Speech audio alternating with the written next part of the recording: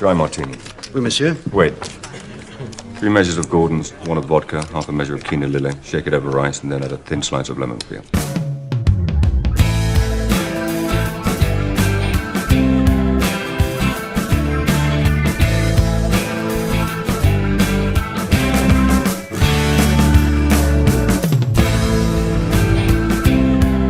You're listening to the podcast, Bounding Through Bond, Casino Royale. I am Matt Tierson. And I'm Hunt. John Hunt. Clay Inferno here. Welcome right. back. We went through Pierce Brosnan. Now we're gonna let's see how far we get into. We were bitter through Brosnan. Now we're gonna try to We're gonna caress Craig. caress. No, we're gonna yes.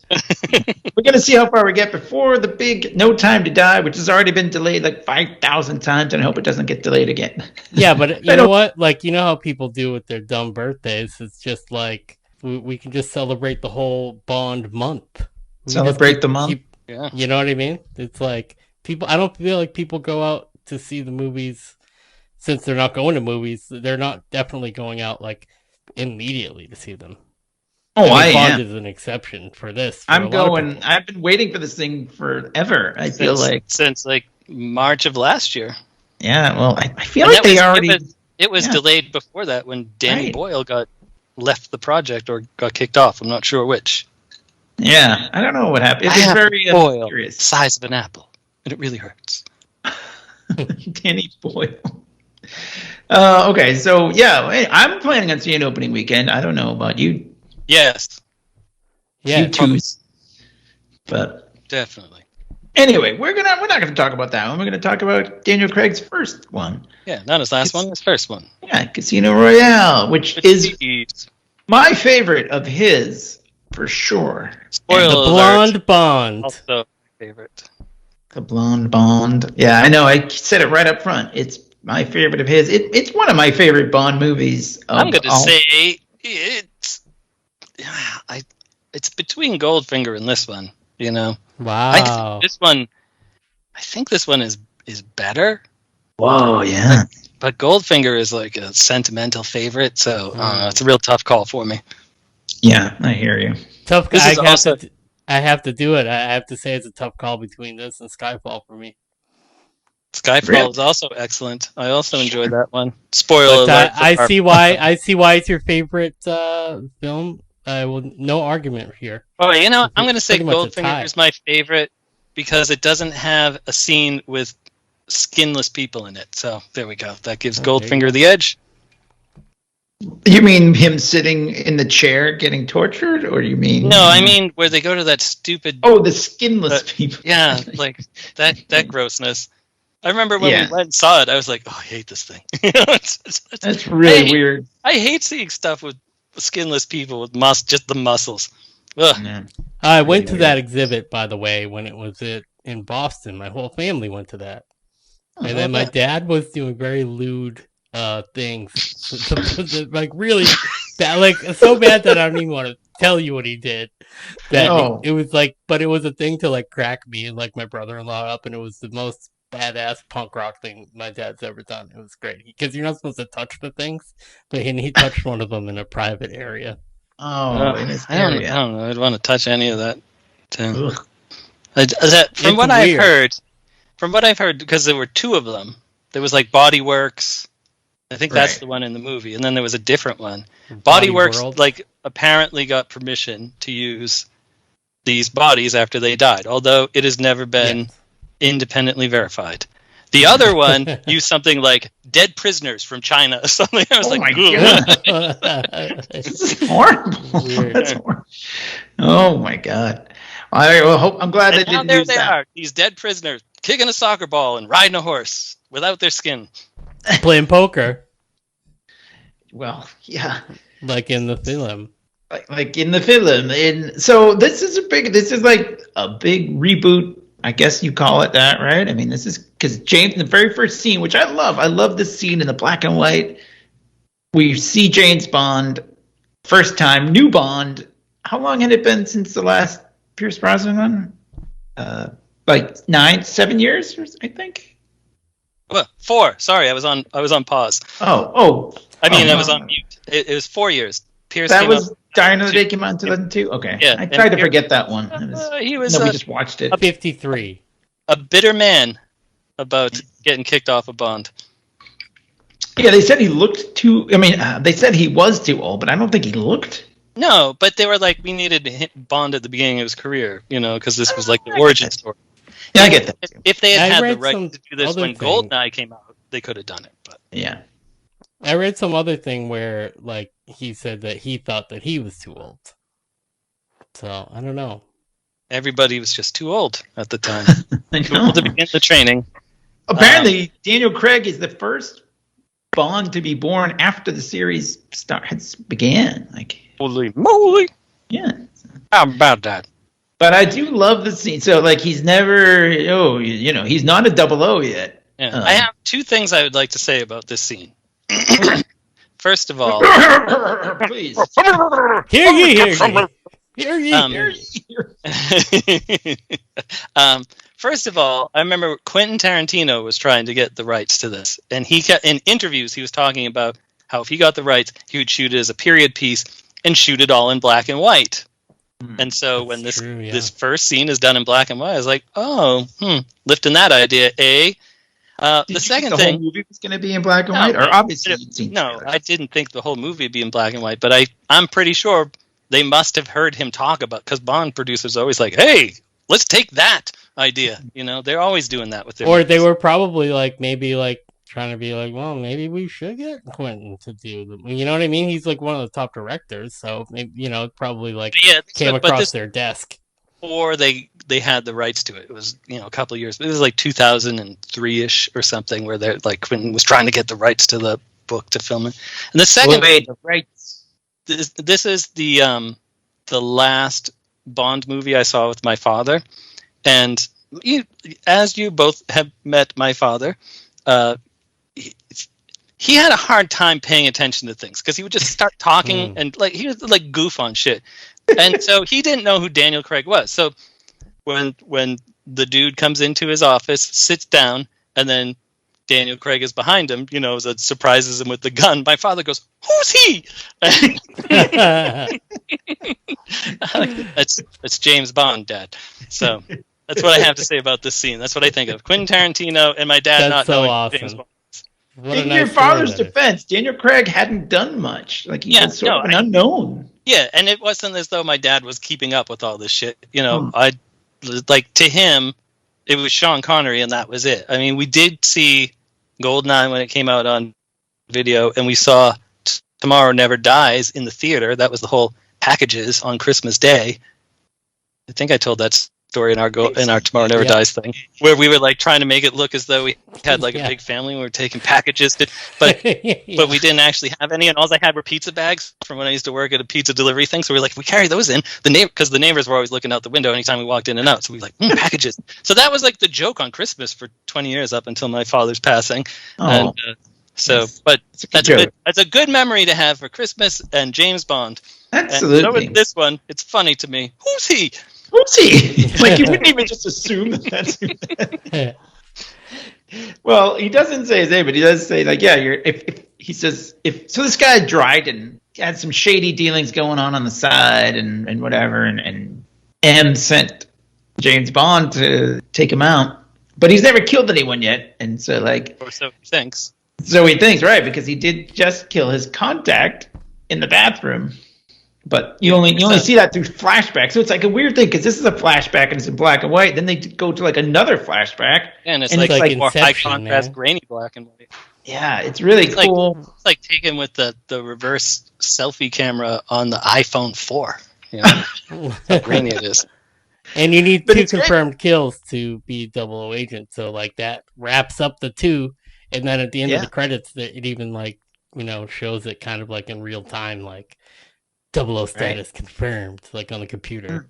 But I love it when he's talking about because the guy takes out his gun, he's about to shoot Bond. Of course, there's no bullets in it. The clip is he's like, well, because I'm the head of station, whatever I am, I know this, and you don't know a thing about me. And he he's says, like, we never got to know each other. And I love it. I know where I keep your gun, which is really funny because it literally was just in the drawer. It wasn't really hidden. If you walked in the office and opened the drawer, you'd be like, oh, there's this gun. I'll just take the clip out. He's like, thank God that setup was made for me. I can now make a whip. I can make a joke. Which he doesn't make a lot of jokes. He has some lines. You being very disappointed that he's like, what? Shoots him with a nail gun? No, nailed him or anything. I guess he was expecting something else. In retrospect, I appreciate it. At the time, I think I was hoping. But I do love the scene, and I actually, when Dryden realizes that his time is up, and he's like, well, and he's like, you already killed the other guy? And he's like, how did it go? He's like, not well. I like that line too. And then when he shoots him and he's in mid-sentence, because he's like, oh, don't worry. The second one is a lot, and I guess he was going to say easier or whatever. Yeah, but I think in the commercials, they actually played the line where he's like, your second kill is easier, but they didn't do that in the film. I could be wrong, but it's better. And then, but I actually say that to myself and stuff a lot when I say, yes, considerably. I like to say that. I don't know. It's a fun line to say. And then we go right into Chris Cornell. And I'm not going to lie.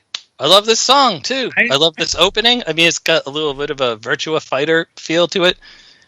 Less naked or semi-naked women. Yeah, no naked women. But he's not really. That's not really part of his shtick yet, I guess. No, but I mean, the gambling and card graphics and iconography. It's all fantastic. The song's fantastic. And also John, I think you'd appreciate that the carryover of the simple Helvetica typeface instead of a big 3D logo thing. Or anything, they didn't use the serpentine font or whatever it was. Yeah, they kind of made it look just like the old movies did in a way, and they had the fractal cards and cool animation. And it's really cool. Yeah. Daniel Kleinman, who did the Brosnan, opening credits, who was he got his start in music videos. So this was a natural progression for him, and it's fantastic. I think it's one of the best Bond openings of all time. I like the song. I don't love the song, but that's I don't I don't hate took to the song immediately. I bought it on iTunes. Wow. I sung it. I have sung at karaoke. That's impressive. It's not. Yeah. It's kind of a tough. There's no easy words to remember. It's not Casino Royale. Yeah, right. You have to sing it early in the night, and there was this guy that used to I did it because there used to be this guy where we would go that was always singing James Bond. He was singing Thunderball, and I don't know what else. I just remember him singing Thunderball, but I know he did more than one Bond song. So I was like, I'll go up there and sing that, and he was very impressed with me. That's good. There you go. Not that it really cares that this guy that I don't really even know, but I was that's what karaoke is. Yeah. Impressing people in the bar that you don't know. Yes. The whole thing is built on that. Yes. But then we go into another. Well, first we meet Le Chief, Mads Mikkelsen. Oh my God! So I love Mads Mikkelsen. This guy. I know. Me too. This is Elder. If I was to just disappear and Mads Mikkelsen took my place, I don't think she would be upset. I think if he was Hannibal Lecter, he ate you or something. Yeah. She would be okay with that. She'd be like, that's fine. Now I'll get I'm still in there somewhere. I'll collect the life insurance policy he has on, Yeah, let's have a nice breakfast. He's great in Hannibal, and we're watching that right now. And he just you really should has be doing a podcast bad and not watching the show at the same time, sir. I'm watching the movie right now, actually, on an iPad. It's playing in the background. But Mads Mikkelsen he's super creepy. The drippy fucking blood thing is cool. It's very Bond. Yeah, apparently that's a real condition. I forget what it's called. I couldn't pronounce it, even if it's hey, I don't know it. But it's very rare, and poor guy. He's got to deal with it. But we learned that he likes poker, and he knows. I have something to add. I have a question. I was listening to the audiobook, which is kind of a tough listen because Fleming just kind of goes off on in World War II he was, but they were describing Lashif, and they were like, he's master of driving fast cars, and he's got he needs an inhaler. He's flatulent. So I can't unthink that now. After That's funny because I decided to revisit the audiobook too. I like that the story's not exactly the same, but it's pretty much well based on the book. It's cool. Yeah, that's what part where Lashif farts all the time. No, it must be tough to sit next to at a poker table. Anyway, whatever. So we meet Lashif. I just wanted to say that. Beans? Right, I call. All right. But the scene after the scene in the, where is that? Is like M'Baka or what? M'Baka's the guy from Black Panther. Forget. Where are they? I forget. I forget. I don't have my notes in front of me. Anyway, but it's one of the most craziest action scenes you'll ever see. I'd like to go back for 1 second. I'm sorry, it's Madagascar. I'm sorry. Anyway, go ahead. Oh yeah, I thought we were still talking about the rainy place because you've got the this whole setup for the movie is the resistance guy whose name I don't know. You mean Mr. White? That guy? No, the other guy. Obano? Yes. And so Mr. White is the one introducing the two. And it's like, how do I know that, I can trust this guy with my money? And he's like, I'm just doing the thing. And then they agree. He's like, yeah, take my money. And then he calls his investment guy and says, bet against the Sky plane. Skyfleet. I want to keep calling it Skyfall. But yeah, Skyfleet. He's like, you're betting against the thing. He's like, just do it. And then hangs up, which is what I do with my broker. Yeah, you short it. Just do it. That's why none of us have any money because we all just do that. Yeah, we keep betting against the things. Well, like eventually it's got to break, right? It's got to go my way. So yeah, I guess bet against the Harlem Globetrotters. 10,000. I feel like we should mention Lashif is sort of a banker to terrorists. Banker to the stars. Yeah, banker to the stars. But what he's doing is he's taking their money and then he's gambling with it, which is it's going to get him in trouble. But he also is playing the stock markets too. So he's the most evil banker you can imagine. What a jerk! And bankers aren't nice. That's true. By nature, he's pretty bad. Pretty bad. All right, so it's in Madagascar, Bond. I love this. There's this weird we're not going to go through the whole plot, first of all, because this is a 2.5 hour movie. But I love that. So there's a snake and what is that thing? Some kind of meerkat or something fighting. Mongoose. It's a mongoose. Okay. Yeah. Which, I pictured a mongoose to actually be a goose. But there you go. All right. What a great. And people are like betting on this. A monster. These two animals fighting. It's like a cockfight, except it's a mongoose and a rattlesnake. It's not on Pornhub. It's not. Very good. Hey, good night. Thank you, everybody. But I love this. They're tracking down this bomb maker guy, and Molaka is his name. But anyway, I love the young agent guy is sort of like, oh, he's coming at me, and Bond is like, quit cupping your ear. Pressing his earpiece. Because he can't hear, and he's like, stop touching your ear. And then the guy looks right at him. That's when Mo Rocca from NPR sees him, and then thank you. And that's when he sees him, and he bolts, and then the dude falls down, fires off his gun, everybody runs away, and then Bond's and Bond is like, put your gun away too. Like, I need him alive. Need him alive. Which I guess he really doesn't.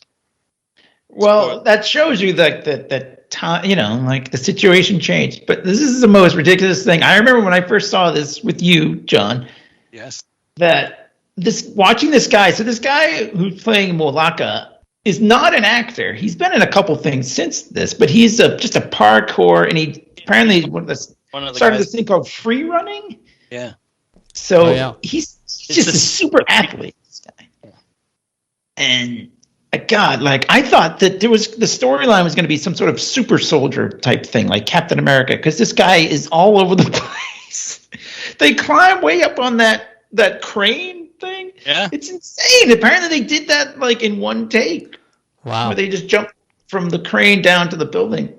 Not Daniel Craig, but I don't think. I mean, we did that on Darcy the Firestarter, so it's not like that big of a deal. It's true, but he took a couple takes, you know. Yeah. But this is the most insane thing. The riff tracks of this, and I remember when Malaka like slides up through the thing, and then Bond smashes through the drywall, right? And the line was Bond smash, you know. But it's great because it shows you like this is Daniel Craig Bond, like immediately you can see the difference between. As much as I love my dear Pierce, like this is like the tough Bond, like because everybody was on Daniel Craig. He's like, oh, even Durson in his email when we were going to see it was like, we're going to go see that fugly Bond, and I was with him. I was like, I'm going to go visit craignotbond.com. Like I didn't think he was any good either, but in the first couple of minutes, I was like, no, this guy's awesome. I mean, it's a completely different take on it, and it's great. Like, and I admit, it took me a little while to come around, but oh man, I was a little longer than you. Ryan You were still 2 hasn't seconds. come around yet, so it's amazing. He's so good in the scene. He finally catches the guy, and then like he's about the constructions. I want to say something about the building that they're in. They used this as a location in Thunderball, this hotel that was under construction, and then they stopped. And then they used it again as like a camera platform for The Spy Who Loved Me. And then while they were working out the script for this, Peter Lamont, who recently passed away, the art director, was like, I wonder if that like half-built hotel is still available that we could use as a construction site. And it was. So they said it. Now it's like part of like a military base or something like that. Now. But, I mean, I was sitting there for like 35 years. Then insane. They just kept going back and using it. That's pretty rebonding the hotel. Oh, Clay, you're on your game tonight. Anyway, whatever. He ends up having to shoot the guy, and then he blows up. Well, he goes into the a fake. It's not a real country. It's the what is it that he goes into? Yeah. Why can't I think of the embassy. word of it? Yes, embassy. I wanted to give. It's like not a real country. It's like but he doesn't like. I like the score at this part too, where he comes in, he bashes him in the head and grabs him, drags him outside. He does not shoot any of the guys that work there because they're not bad guys. And just wants this one guy. Yeah, grabs the gun from the dude's office, and then they're like, "Hey, you got no place to go." They surround him, and he surrenders his gun, but grabs his own and shoots him and blows up the place. Still shoots the guy, and then shoots like the gas. The propane tank. He just happens to have a lot of those around. He blows up a lot of stuff with just like a couple bullets in this movie. It's pretty great. Well, do you and remember then he takes the phone though. That lived in our neighborhood who had a propane explosion. Their house exploded. No way. Oh my God. Yeah. Back in North Dakota, across the street from the Burke's house. Was Daniel Craig there? No, this might have been post Daniel Craig. Oh. Was it post Daniel Craig? I don't remember when it happened, but we'll talk about that later. But this is where James Bond. This is where they start to build a character because he gets reprimanded by M because he shot the guy. He goes through the guy's bag. I'm sorry, we're not going to go through this plot point, but I keep doing it. And I think you have to go at least to this part because this is kind of like the very beginning. Sees there's a bomb in this guy's bag, and he's like, okay, I'll just put that off to the side, and then sees he's got a cell phone, and then sees that he had a message that said ellipsis. Right. And what's that? What's that mean? I love his 2006 cell phone too. It's very. But hey, that's what we all. I thought that was had GPS on it back then. So anyway, but you're right, Clay. He does get reprimanded by M. I think I want to say ego in this movie. That's the thing. That's how they build the character. Is getting his ego out of the way. M, as far as like Judi Dench and Daniel Craig, that they have the best. Back and forth. They're fantastic together. And even though it's a reboot, we have somebody from the previous boot. I mean, it's just kind of awesome. They were like, she's so great. Like, just have her be M. Why would we change it? And it's so perfect. Of course. But I think nothing against her and Pierce Brosnan it was fine. I think they were great too. I think her and Pierce were great too. But right. But they develop Bond and M more in the Craig movies than they did in the Brosnan movies. These movies are a little bit more serious too, like in a way. You know what I mean? Yeah. Like, this movie was sort of a response to the over-the-topness of Die Another Day. Yeah. They were like, we got to make this. They're like, look, that movie was bad. and John never says that about Bond movies. He was always the Bond sex pizza thing, where it's like, there were things to like in it, but after doing that podcast, I was like, wow, I can't believe how much I really don't like this one. Mm-hmm. But this one, I love it. Yeah, I love it. Complete opposite of that one, I think. Yeah, so Bond starts looking around. What's up with this ellipsis? Who is this guy doing business with? Because she's all like, one bomb maker. That's what she said. Yeah, I'd like to point out that he breaks into her apartment and is using her computer to do all this. Yeah, he logs into her computer. He knows her name, which is also kind of like a woo. M's name, and it actually begins with M. It's kind of funny. And she's like, "Don't say another word." Like, if you do, or I'll have you killed. Yeah, because I didn't know M stood for "Don't you do it."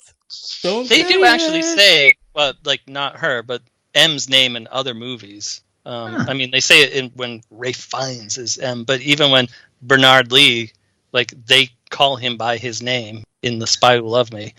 It's funny because I think the first time, because sometimes they call her mom, right? Yeah. It's like a British thing.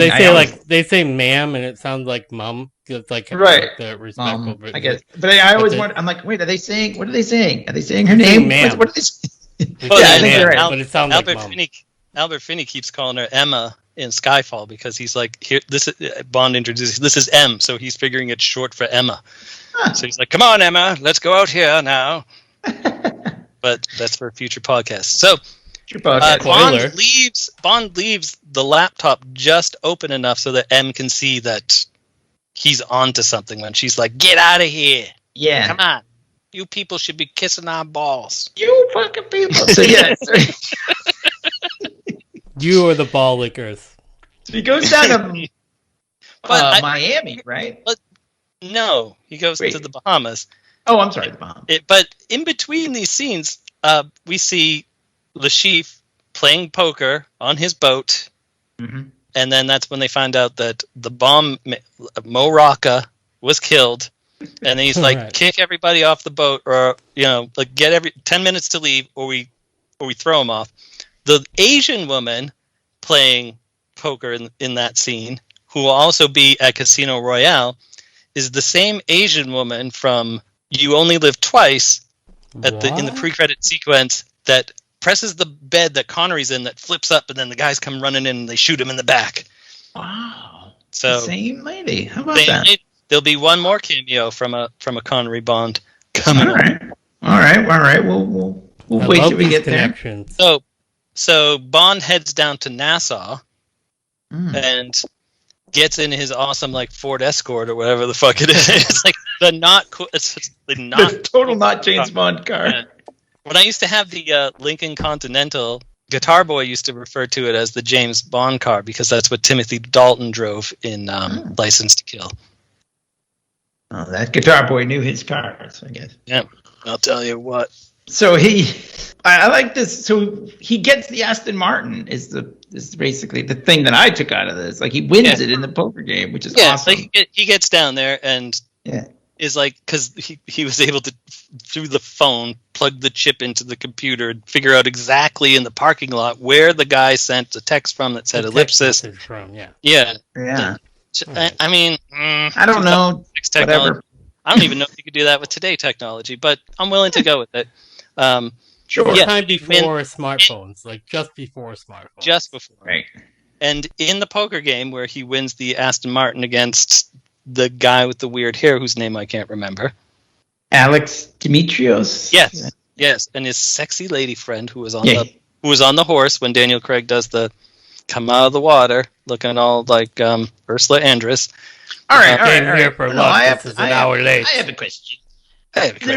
There was something I read online that wasn't planned at all, and that he wasn't supposed to do that. It was just the way the tide and the water, like, sort of.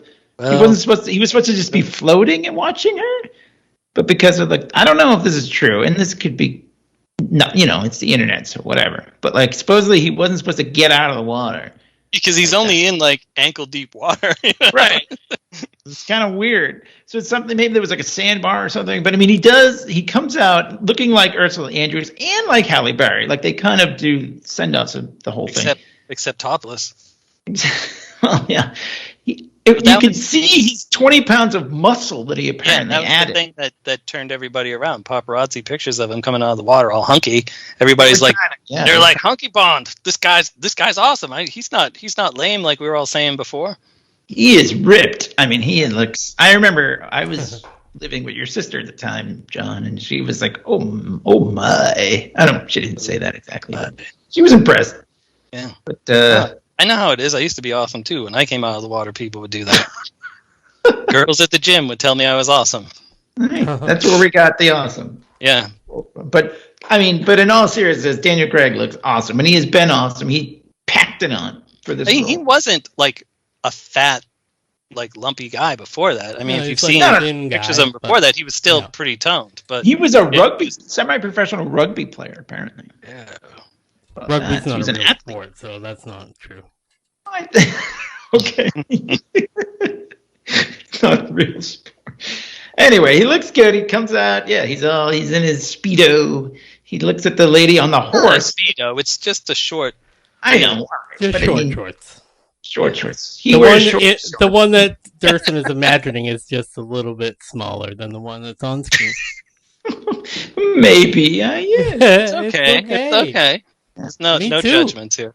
So when he plays the poker game against Demetrius, one of the women, I think she might have red hair, is a poker player. I don't think she has any lines, but she was in Thunderball when Connery is trying to get away from Fiona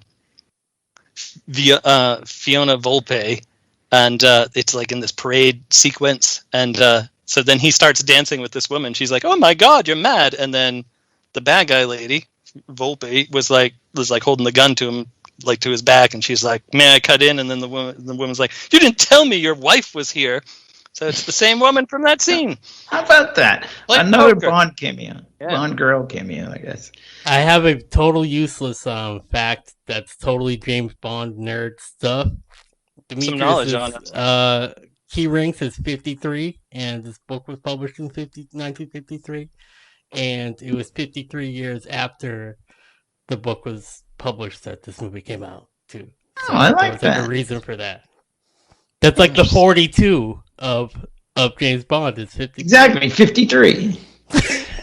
It's pretty funny. So at 11. Demetrius is not a very. I'm not a great poker player, of course, but he seems like he's a very bad bettor. Like he's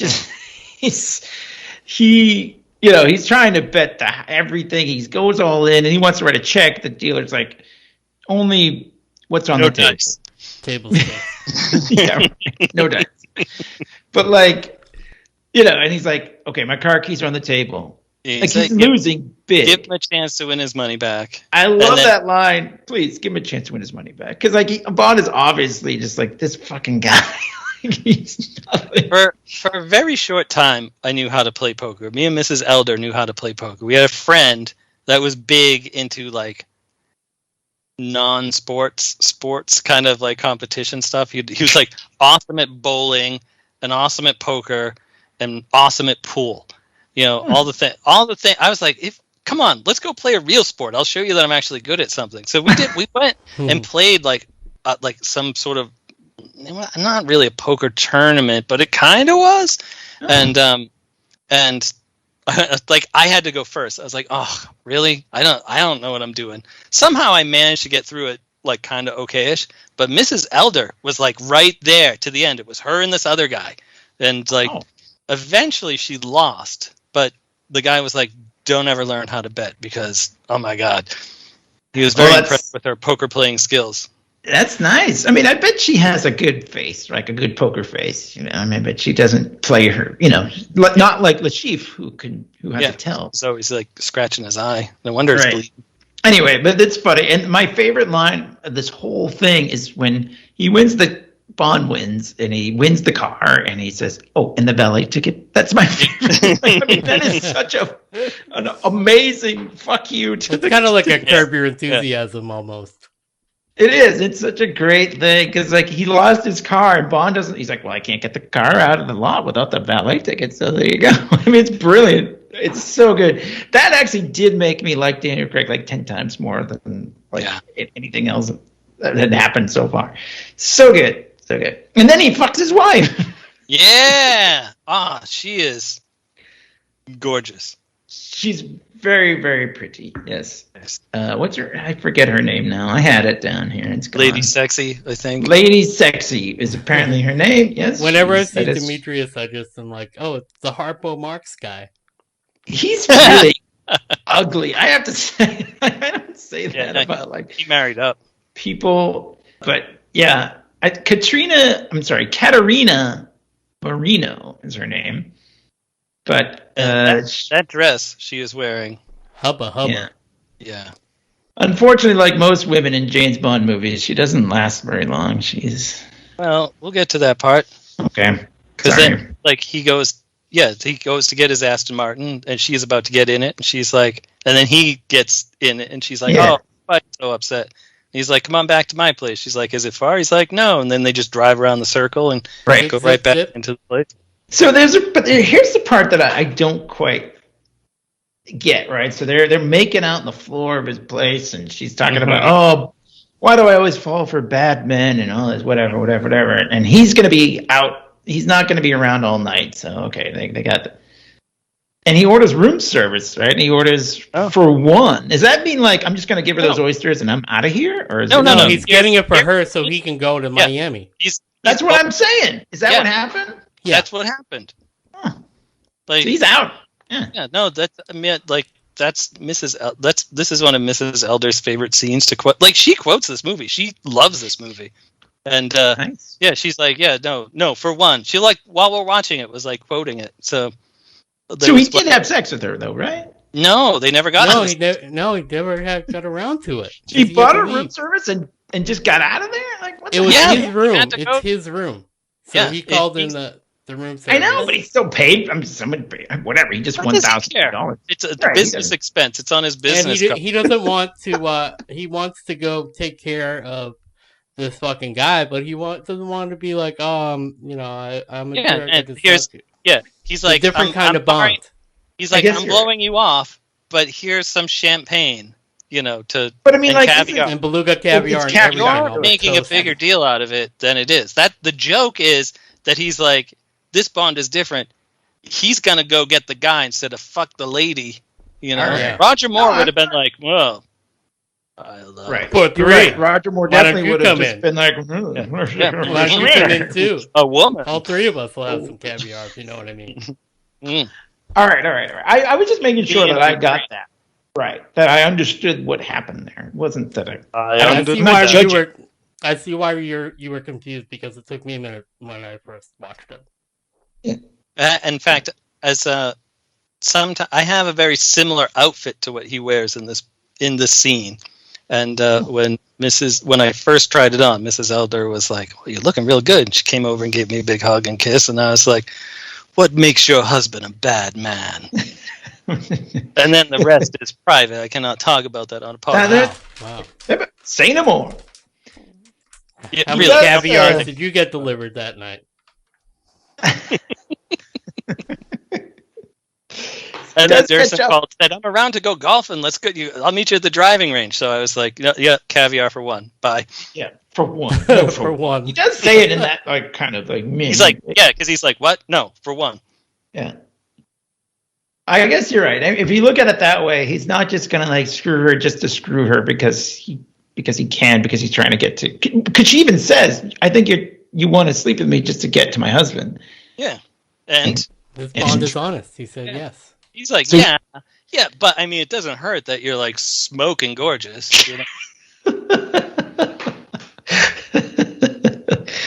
Anyways, so he does catch up to Demetrius. And Somehow. Somehow. Whatever. Demetrius tries to stab him, but this is James Bond we're talking about here.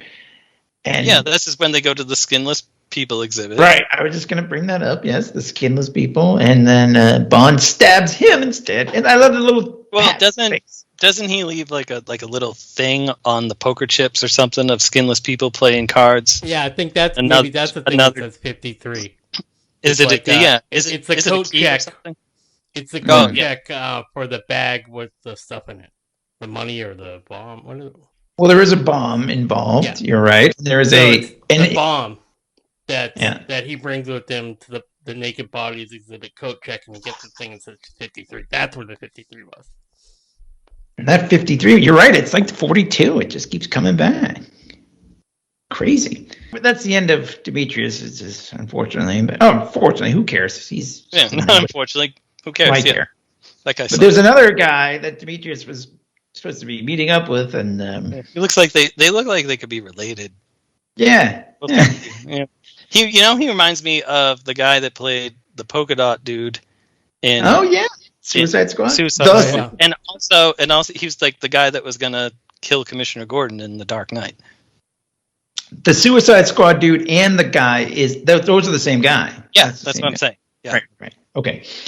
We find out what Ellipsis was all about because that's how he gets into the that's the code you have to punch in to get into the security. It's a long ass code, isn't it? I mean, why wouldn't it just be like your birthday or something? Ellipsis? That's a long word. Oh, whatever. Birthday is it going to be? 53. 53, right. Could just be 53. Twice. How about that? 5-3, whatever. There's a big fight scene here in the airport or out on the tarmac, I guess. This is like I watched the video. Because they're going to unveil the Skyfall fleet. And I know you did that on purpose. I did. And this scene reminds me of the scene in Raiders of the Lost Ark with the truck. Yeah. This is like cool. Most action movies finales are as cool as this. This was like a train fight, but James Bond train fight, car fight, truck fight, car, plane. I mean, we get it all in here. Bomb. How this gas truck does not explode is completely beyond. So they're trying to blow up Skyfall. It's actually a water truck. It's full of purified water. I thought it was a water truck. So they're good. They're trying to blow up Skyfall because the chief. You're doing that on purpose. I did it on purpose. Because the chief, bet against the stock. So he's got this dude's got the little detonator thing, and he hooks it underneath the truck, and he's going to drive the truck into the plane, right? Yeah, that's the plan. Yeah, and and Bond is trying to stop this, and he's got the thing all. Well, and he calls M up, and he's like, "Hey, and then he's like, I'll call you back," and then she calls back, and she's like, "They're unveiling the Skyfall tonight," and he's like, "I gotta go stop this." Why doesn't anyone call the police? There's no law enforcement whatsoever until the end. Until they're chasing it, and then one of the police cars gets blown away by one of the jets. I know they're with Bond. That's apparently that's done for real. It's not a CG thing. It was they yanked it on some wire. They did this. I think they did this on MythBusters to see if it was true or not. If a jet engine would blow the car. It won't. But I mean, because they don't. It just. It would just probably move slightly. Yeah, they would be like, "Whoa, that was close." But it was windy. Yeah. And it's still cool. Maybe the Sky Fleet is way better. Maybe the Sky Fleet is an awesome plane. I don't think they have afterburners, which is why it's not possible for that to happen. But I could be wrong. I recognize their slimy contrail anyway. So there's a great moment. So Bond, it's after the tussling and the fighting. Bond gets the detonator, and you don't see this happen. The guy's about to detonate the thing, and he hears the beat. He's hanging outside of the truck, sees it hanging below there. You don't see him. You don't see Bond grab the thing or whatever, but Bond is getting arrested by the cops, which finally have showed up, as you pointed out. And the guy's like, hey, and he's going to detonate the bomb. And he hears the beeping, and he looks down, and it's on his belt. And you don't see him blow up. No, yeah. You see Bond's reaction. Yeah. Which you is hear like an explosion and like a flash on his face. And then you see Daniel Craig kind of smirking. Yeah. Rather I remember getting a thrill out of that the first time I saw it. License to Thrill. Oh, very Day.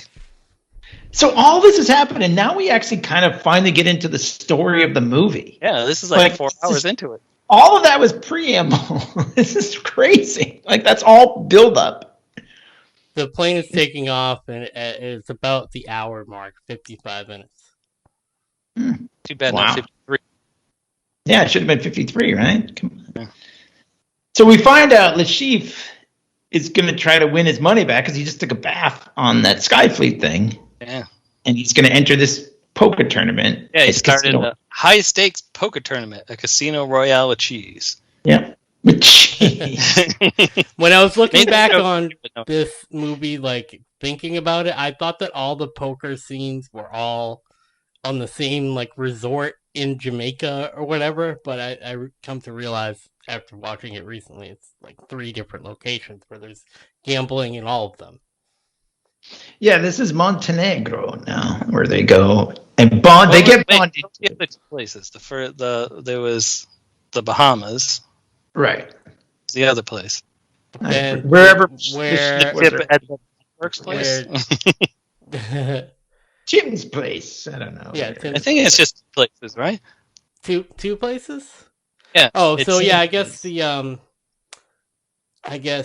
where Demetrius, where does he gambles with him at where he's staying in the Bahamas? Okay. That was in the Bahamas. Wherever the Chief was earlier, I think he was just on his ship, but he could be I don't know where that. Yes, technically yes. That is 3 different places. Yeah, yeah. Thank you for saving me on that one.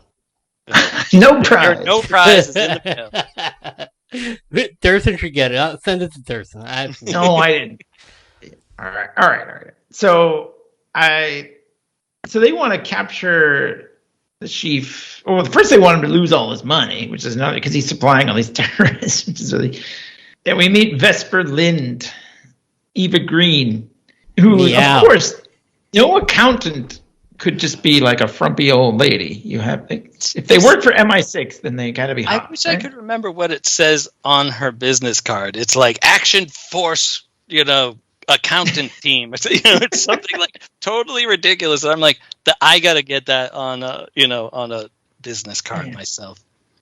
Yeah, I don't remember what it says there either. I did read one thing. It said that's like the address is actually like the address for kind of like number 10 Downing Street, or like their IRS. That's like the address for their IRS. That's interesting. I mean, so they have their like this. I don't want to say typical because this is the reboot or whatever, but it is kind of like we're going tit for tat now. Me and James Bond, like the girl and James Bond, and she's a match for him. Hold on 1 second. I've got it right here. It's the Financial Action Task Force. They have a task force? That's like when G.I. Joe was printed in the UK, it was called Action Force. Yeah, and if you would like to send her an email, it's lind@thetreasury.gov.uk. Nice. I'm going to do that. She's an international liaison officer. She probably gets a lot of mail. Probably. She's pretty high up there. She's I actually think that this scene is wonderful. They're back and forth. I mean, it's a little like, a little too clever for what people would actually say, where she's like, how's your meat? And he's like, skewered. One sympathizes. And then she asks about his watch, and she's like, is that a Rolex? He's like, it's an Omega, and she's like, it's beautiful.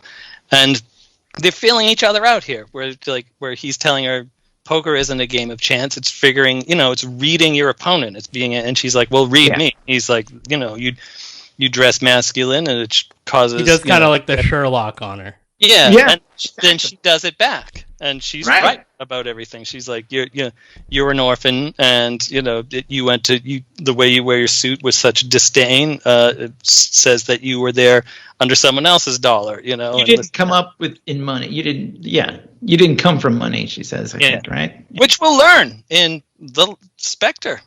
That's right. No, I mean, absolutely. She's 100% right.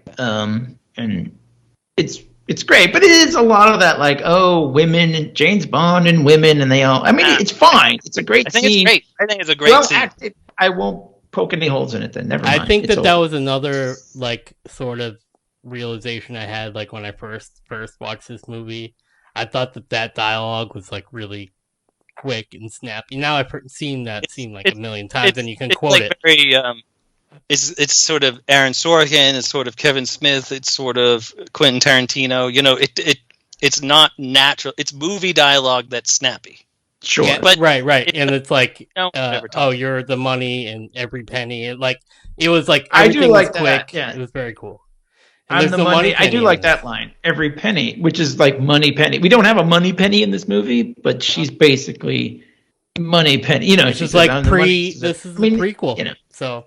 Yeah, there's no Q, no money penny. It's fine. But no Desmond Llewellyn. No Desmond The Llewellyn. only actor that didn't act with him or something was the fact I saw. Yeah, that was the first Bond that didn't act with Desmond Llewellyn. Yeah. Oh, Desmond Llewellyn. Desmond Llewellyn, that great Avis rental car in the sky. I can tell you, if we do the more like Bond movies, the Desmond Llewellyn scenes in those are all more. All right, let's do more. Lots more. Oh, anyway, you were saying, what about the Desmond? Is it Q? Q, yes. In the Moore movie? In the Moore movies, yes. They are the best Q scenes, I think. The Moore movies. All right. I don't. Where were we? So they're on the plane. Yeah, we meet Vesper. They have a nice back and forth. On a train, not on a plane. Oh, I thought it was on a plane. Really? Yeah, they're on a train. They're facing each other, and she like gets up and goes into the other car. In fact, I made like a Harry Potter joke because they always seem to be riding a train through winding tracks in every Harry Potter movie. I think that's the ride at Disney. That's how you get there. You have to take a train to get to Harry Potter. You have to go to the platform 9 and then 3/4. Yeah, you got to run through a thing. Clay is correct. All right, I forget what the next scene was. Now I guess I was lost in Eva Green's eyes. Doesn't matter. She's so lovely in this. In fact, I feel like the makeup people overdid the makeup on the ladies in this movie, because the scene where she's getting herself ready and Bond is like, "Hey, this tuxedo is tailored." It actually is playing right now. She's like not all made up, and I'm like, she looks even more beautiful. Great, yeah. She's very attractive. She apparently is a natural blonde. Dyed her hair because she thought the darker hair suited her skin tone and everything. And she said, "I'll only dye it back for a movie." I think she's a twin too. Oh, I didn't know that. That's pretty good. This is how people have a type. This is my type. Dark hair, features, nice red lipstick, popping like that. I think she's on Penny Dreadful. She's been in a lot. 300. As Bond girls go, she's actually pretty successful. I thought she was Penny pretty good. Oh, very good. Not dreadful at all. But yeah, she's great in this movie. She's great in that scene. I know I said, the dialogue is blah blah blah, but I think she's great. I mean, I have nothing bad to say about her at all. You can critique the dialogue. Do it. That's what we're here. I did. Yeah, I don't understand why we're doing this if you're going to say bad things about it, though. Sure. I'm not going to say anything bad once we get. You better not. Anyway. So they have that great scene though. As good segue, we'll get to the scene where they're getting ready to go to the poker game. Yeah, so he wants her to wear this sexy dress, and he says, "I want the people looking at you." And of course, as is typical James Bond fashion, they are supposed to be lovers. Lovers. Yes, she is Stephanie Jinx. Broadchest. Stephanie Broadchest. And he's like, Andover. I mean, that's a total Peace. setup on a real Bond girl name, right? I mean, Yes, it's yeah. hilarious. And she's like, "No, I will not be Stephanie Broadchest." Like, she's really upset about it. But he Brought a little gives her this Fleming dress. into it. Yeah. And he's like, I want the other players to be distracted and blah, blah, blah. The cool thing, and then I did like this. She turns it back on him. She's like, "Oh, here's a jacket. There are dinner jackets and there are dinner jackets and that, you know." And he does look good in his tux. He's looking at himself. Because he's saying, he's like, what? This is tailored. She's like, I sized you up when we were on the train. Yeah. In more ways than one, apparently. Yeah, because she's like, I'll keep my eyes on the money and off your perfectly formed ass or whatever. Yeah. And he's like, you noticed. So she must have been checking him out, at least, when he stood up and stuff. So she's seen him walk around.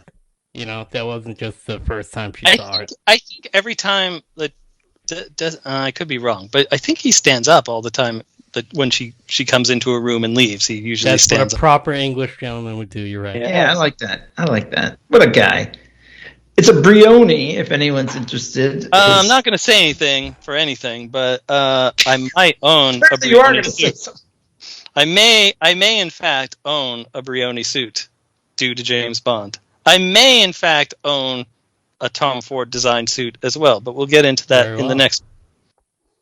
Do you have a Turnbull? I may have a Turnbull and Asser tie.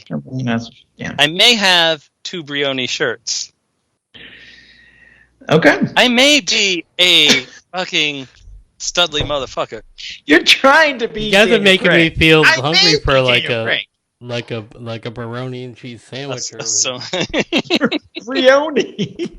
but I'm like Brioni. Baroni. Like That's Pierce okay. Brosnan was all dressed in Brioni suits as well. So Okay. I was a fan of his style, and Daniel Craig is mostly dressed in Tom Ford suits, which I'm also a fan of that style. As Daniel Craig and I are only about an inch difference in our height. So Interesting. All right. Very Very well. good.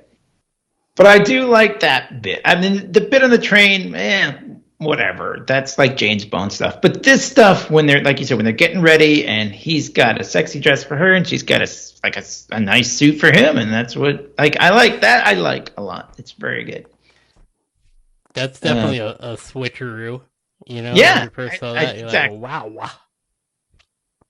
Yes. They're treating the men, and the ladies differently. Not so stereotypically. Apparently, all the players at the Casino Royale poker game were dressed in Brioni. yeah, the costume designer, wardrobe lady had a very good working relationship with Brioni. So she's like it's like one of the few times that I would ask them to do something. They said they would do anything, and then they actually did. I think all of their suits were like they didn't have to pay for them. They were all like for free. They were like, this is free advertising. Yeah. So, there yeah. you go. Nice. And when I put on that Brioni suit for the first time, I was like, you feel like James whatever Bond? I posted on my thing where I was like, you son of a bitch, I'm in. I was like, fuck yeah, I'm in. Look at this. All in. You were all in, right? Yeah. So they said that this is a white tie table, like for the dress code, and actually Le Chiffre is breaking the rules by wearing a black shirt. I'd also like to point out that Daniel Craig is breaking tuxedo rules by not wearing a cummerbund. Is that really the thing? I mean, do you have to wear a cummerbund? Because he wears suspenders. It's part of the style. I think the suspenders are fine. The other times I've worn a tux were to weddings and to prom, and I had a cummerbund. I probably had it on upside down and was catching crumbs in it. I think a cummerbund is supposed to like cover the fact that your white shirt is going to show through, at the bottom of your jacket. I think that's the point of a cummerbund. Only at Red Shirt Brian's wedding have I ever worn a cummerbund. I don't think I've ever I worn guess doesn't he have a dinner jacket and a tuxedo tie, so it's a little bit something different that he's going for than to just like be wearing a tuxedo. I don't know. I've been to a casino before. No one was wearing tuxedos. No, they're all wearing like fucking like Tasmanian Devil T-shirts, and like they're drinking like Monster, and they have like fucking like It was like those way blade overdressed. I was like, sunglasses. I They had like the I pitcher felt like an sunglasses idiot. on. Yeah, Yeah, everyone was I laughing guess when at. you go to like Poker Gauge, Flip-flops. where it's like $100 million buy-in or whatever, you know, I was you're like gonna. at the poker thing that I was at. No one was dressed in a tuxedo, and it was at a pool hall. So, I mean, I guess that tells them. I mean, last poker. I mean, I went through a poker game 3 weeks ago, and I wore, a T-shirt and shorts, and I you should didn't. totally wear a Brioni tuxedo next time. What I should have worn was the dress that Vesper with, because then people would be looking at me and not hallelujah. looking at their cards. Which Oh is my what- god, you got it! You figured out the secret to winning at poker. I picture you like Bugs Bunny in drag. Yes. Yeah, hello, with the big lips. Oh, I think we should start a YouTube series on how to win at poker, and it'll just be all ridiculous shit. Me dressed as Bugs Bunny. Me dressed as Bugs Bunny, dressed as a woman. Yes. That's like 6 levels deep. Anyway, all right. So let's get to the game. He introduces himself to we have to meet. because he broke his cover when he went in and checked into the hotel, where he's like, my name's Bond, but you'll find the reservation under Beach. And so she comes up to him and says, like, hey, Mr. Beach, or is it Bond? I'm confused. And he's like, well, we wouldn't want that, and then walks away. Well, it's funny because Let's talk about Mathis as well. Yeah, we'll get to Mathis. Well, one second. But Vesper says, "Oh, now he knows you're reckless," which is kind of an interesting thing because I think you would want your opponent in a poker tournament to think you're reckless, right? Because then that's good. That's good tactic. Yeah, I think it's a good tactic. Yeah. Maybe now we meet Mathis. So Johnny Mathis, which I guess was okay. This is something I only read today, was that he's like a frequent person in the novel, but he wasn't really ever in the movie. Yeah. Whereas Felix Leiter is always around. Yeah, I like this guy. I like this Felix too. You mean Mathis or Felix? Yeah, I like them both. I like them both. I like Felix. I like them both. But I like this Mathis. The Watcher. And he's all like, oh, he's like, MI6 is run by accountants, and I hate accountants. Except you, sexy lady. Oh, yeah. And that's kind of eye rapes for a little bit there. Yeah, and that's when they need to tell you how he's beautiful rated you by look. everybody. I'm not going to say anything, but I may have masturbated to you when I was earlier several times. I don't have to tell you, Beautiful dress, but you're I wearing. masturbated.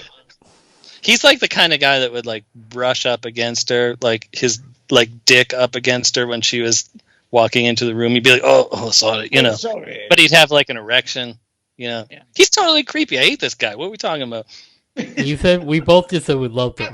We were like, we like him a lot. Like, now awesome. he's He's my favorite guy. Now I'm like, wow, he's a total creeper and a jerk. No, I mean that's how that's the. He's not that bad. He does. No, I'm kidding, of course. Yes, I'm kidding. he's a guy. I enjoy him as a character. He's funny. Right. He'll be like this. He makes little jokes, and he's also like the exposition guy during the poker games. He's like, I was going to say that. And also, he's also like, he he controls he controls like what's going on. Like, oh, you might run into a little bit of problem with the sheriff here. He's like, so what I did was I called the deputy sheriff, and then I had them attack their. And now he's arrested. And that's Michael G. Wilson, the producer. That is the police guy, the sheriff that gets taken away. Oh yeah. Right, he's trying to eliminate some of the competition, basically. Which, at the time when we saw it, Durson's like, Stan Lee! I don't remember that at all. That's pretty good. Ain't you kids ever seen a spaceship before?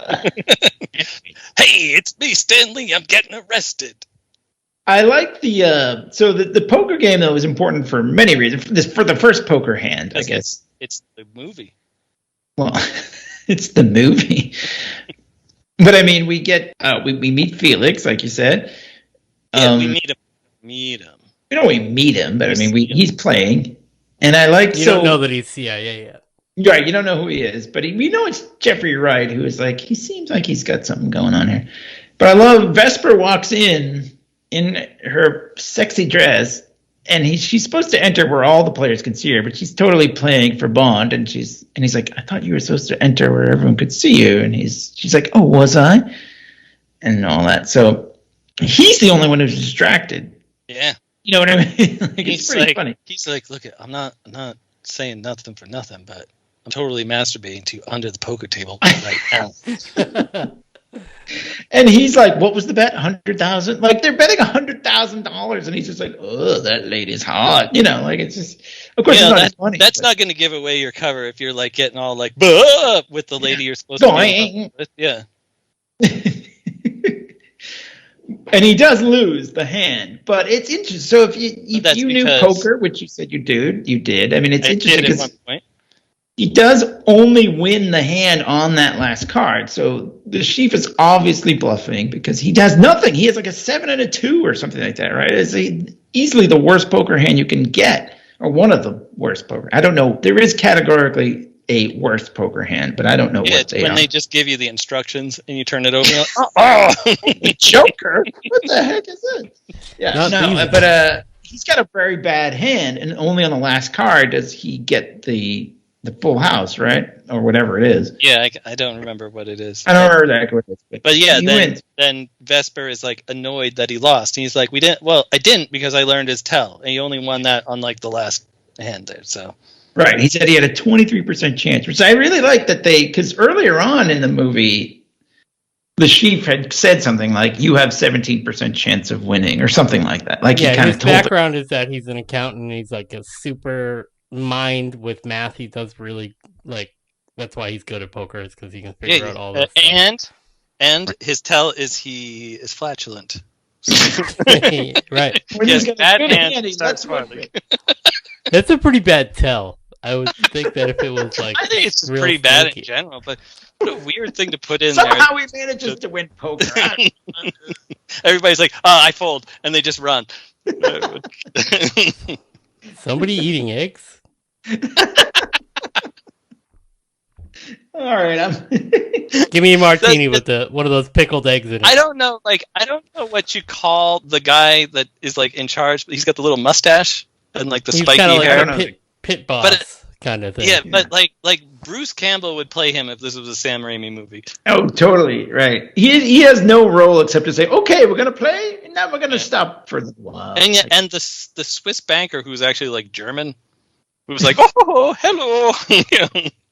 Put in your password, and when you watch him put in his password, which is Vesper, he is not typing in Vesper. Yeah, it's close. There's no like G or H or I in Vesper. Right. He's just like 535353.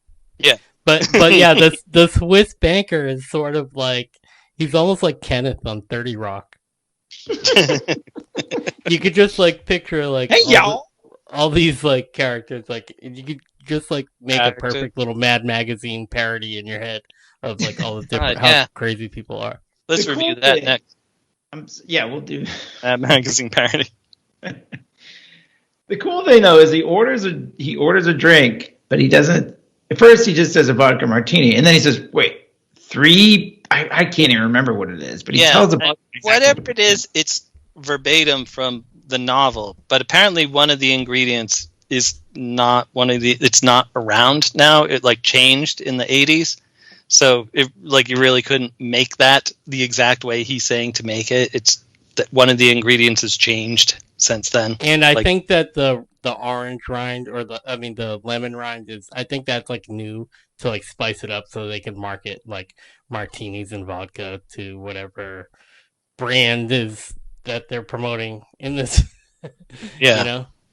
Well, I think martinis look great, but they taste terrible. Well, he has a vodka martini. I don't know. There's different. I know how I am about vodka martinis. I know you like vodka. I'm drinking vodka tonight, by the way. I am as well. Just so you know. I used to like my martinis like dirty and with like a ton of olives in them. Yeah, I liked them dirty too. I would just be like, more mud. Dirty. Oh, I like dry. I like it dry. I mean, I don't really drink martinis. I only got them at like fancy schmancy places, like when you was like an open bar, and you're just like, "Oh, I'll have one of those." Yeah, I was like, that's when I would have. Dad buying. Yeah. My dad's buying. Yeah, what? I'll have a lobster roll and 3 martinis, please. My dad only buys the liquor. He doesn't care about what. I was at like a 35th anniversary party for my old job that I used to work at. Like they invited me to come down for the big celebration, and it was the magazine that I used to work at, James Bond Fan Club magazine, and so it was at this like hoity-toity like restaurant, and the guy that owns the restaurant used to be on like Evening Magazine. He was one of the hosts and stuff. So I was getting martinis there, and I was like, these things look amazing. Evening Magazine or PM Magazine? I think it was Evening Magazine. I guess that was the one that was local to North Dakota and not to the rest of the country. But yeah, that was when I was really sucking down martinis, despite the fact that I was like, this is awful. I'll have another. Yeah. I mean, if I'm at an open bar, I'll just get straight scotch. But like, yeah, I mean, I'll have a little, in honor of James Bond, I'll have a vodka, not martini. I'm not going to make Bond myself drinks martini. plenty of scotch or bourbon or whatever, brown party liquors. Roger Moore doesn't even order vodka martinis for his first 2 movies because they were trying to differentiate him from Connery. Interesting. I do like, so I mean, it apparently, I don't know if this is true, I'm not a bartender, but apparently like sometimes telling the bartender exactly how to make the drink is a little gauche. But whatever. And then they're like, I'm going to add my own ingredient. That's called a loogie. Yeah, exactly. But I think that maybe though, if you're playing like a high-end poker game like this, you get to do that. You know what I mean? It's like, I mean, I suppose, part of right, your flex. Sure. Like the bartender's probably like, get whatever. As long as you tip me, I don't care. You can order whatever. But I love it because then like a bunch of the other players go, I'll have one of those. And I'll take one. And Felix Leiter's like, I don't want the hold the fruit. I love it. It says keep the fruit. I love it. What a great way to say I don't want the lemon or whatever. Is it lemon, I guess. Keep the fruit. But that's like not the first time. I mean, I don't know if is that him making the martini like that That's it. That's the Vesper. Yeah. The Vesper, right. From the book. I have to come up with a name for this. Yeah. I'll call it the Dirty Hoe. I'll call it the Flatulent Poker Player.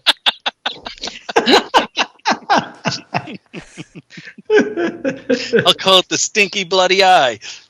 Yeah, I never want to forget this night. He's like staring at Vesper, like, I think I'm gonna call it the Stinky Bloody Eye because his eye bleeds and he stinks because of his fart. He's always farting. Yeah, but he's like really looking deep into her eyes. This has gone way up. I don't care. That's what makes this podcast amazing that no one listens to. Anyway, the cool thing is, Lashif gets kind of upset. He's like, "Are we ready to play?" Yeah, like, come on, guys. Guys, come on. We're gonna play a game here. What? He's like, I've been holding in these spots for like the last 35 minutes. Well, you're all ordering drinks. That's a great moment. And so is this where they break and he puts like the tracking device and the Chief's like inhaler thing? Yeah. Can I ask a question? I have a question. The characters call him a different name. They call him the Chief and the Chifra. I know. I don't really. I'm not sure how to like. I don't know what it's like. How good is your French, basically, right? Because I mean, it's is it Macabre or Macabre? It's kind of like I found it interesting that the dealer calls him Monsieur Le Chiffre, because you would think if he was French, he would call him Le Chiffre. I don't know French, but I have this in front of me. The villain's name, Le Chiffre, is French phrase which translates to the cipher or the number or the figure. The farter. The farter figure. I don't think it matters that much, but I mean, if you were like really speaking French, you would say like Le Chiffre. You know. So I am French after all. Right. But Okay. I don't know. Whatever. Well, that settles that kind of. Yeah. Cypher. So he puts the thing in his inhaler, and Sheaf goes up to his room where he's ambushed by by terrorists. Yeah. Yeah, whose name I don't remember now. I don't either. No, I'm sorry. I don't have that one. I'm sorry. The guy from the beginning. Yeah, the guy from the beginning. African American fellow, but he's not American. Sure. So he would just be African, I guess. Because he's stolen all of his money and gambled it away.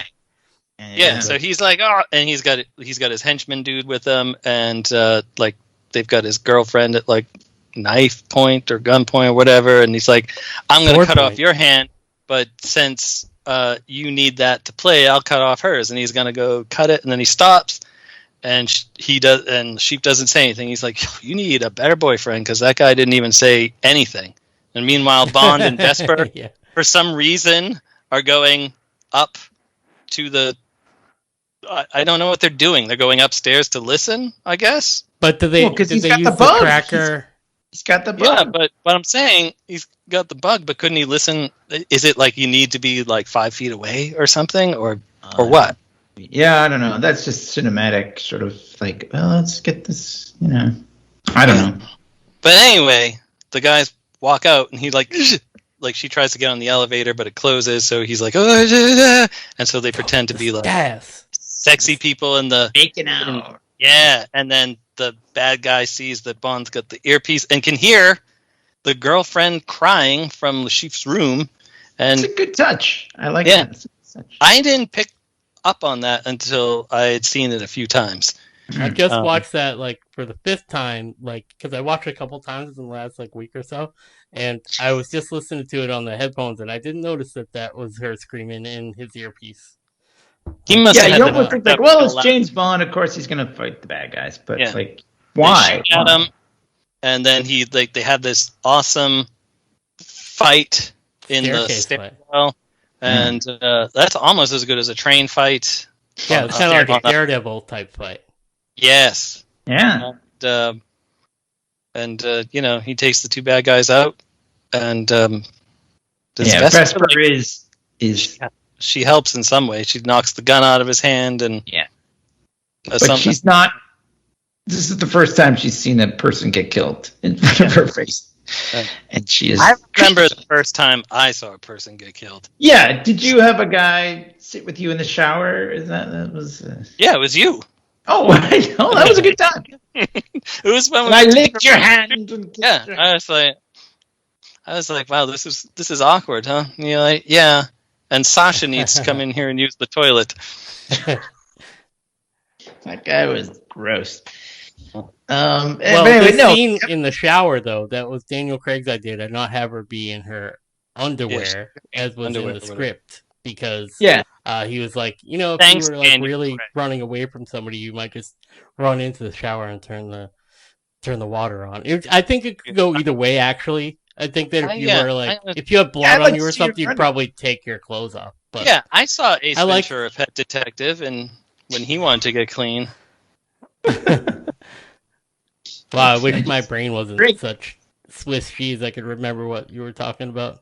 Oh, it's like when Sean Young reveals herself to be trans and they made out or something. He's like, oh, it's totally a transphobic joke, but cut that out. That plays in 93. It doesn't play now. Vesper and Bond are both straight people, so just male. Well, I don't know. Bond might be bi. He does sort of make a joke about that in Skyfall. Oh, spoiler warning.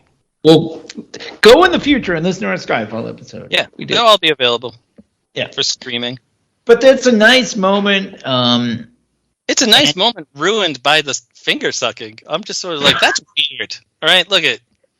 That is kind of weird. I mean, even if they were like a thing and they were together for a long time, it's still. She's like, I got blood on my hands. If Mrs. Elder said that and she was sitting in the shower, which like we wouldn't be able to fit the both of us in our shower sitting down because we got a tub. We don't have like one of those.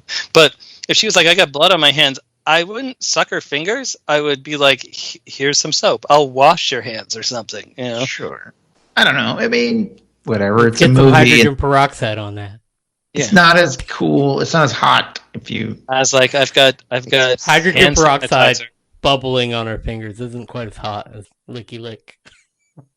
Yeah, I don't know. The Licky Lick's not that hot to me, but it's fine. It's fine. the big thing about You just sorry, we're getting. I'm Dream. trying to move it along here. sorry. The chief has been. The chief, or whatever his name is, has been told about his tell now. So he knows. Yeah. He's there. now aware that someone has said something. Right. It could be Mathis. Maybe. You're supposed to We're believe led it. to believe it's Mathis. Let's not give away the rest of the movie yet. Right. We're supposed to believe it's Mathis. Hey. Meanwhile, Felix, though. Well, Felix. Sorry. Don't they go back? Is this where they go back and then Bond loses all the money? Or is this where he gets poisoned? I sort of lose track. No, I mean, you lose the money and then he gets poisoned. But because Felix agrees to stake him to come back, to keep going. Yeah, it feels like we're just glossing over Bond loses all the money because the chief is like the tell, and Bond's like, I'm all in. I'm going to do this. We're going to win. And then it turns out that... Like, oh, shit. Like, he wasn't bluffing. He had a real hand. So, yeah, Bond loses. Felix... Well, then Vesper's like, I'm not giving you any more money. But, and he's like, I'm going to go fucking kill that guy. I'm going to do it. He grabs a knife off a table, and he's about to go kill him, and Felix stops him and says, hey, friend. Yeah. I'm your cousin at Langley. Yeah, I'm a CIA guy, yeah. And then, but that's when the blonde... not a robot. He is on Westworld. I hate Westworld. I tried the first season. I was like, this show is not very good. I like all the lady nudity parts. Oh, yeah. That part's good. But he's also the watcher if you're watching What If nowadays. I'm not watching What If because, as I established on an episode we didn't record, I'm out from comic book stuff. Until Spider-Man comes out, which I'll only wear cool suits now, and it's only Brioni suits and Tom Ford's for me. Leave childish things behind. That's what you say. Yep, I'm all done with that crap. Anyway, so Valenka, the blonde woman who they were going to cut her hand off, she poisons Bond's martini. Yeah, and there's a very intense scene, like with this, because he's going to die in like 2 minutes, and he's trying to he's got this thing in his glove compartment where he's like, he runs out to his Aston Martin, which is parked outside, which we did not establish earlier, but like 5 cars ding him on the way. It's like no one stops to make sure he's okay. Falls over the. And I was hood. How far away is this parking lot that these people bolting through it? they got valets. It's all very posh.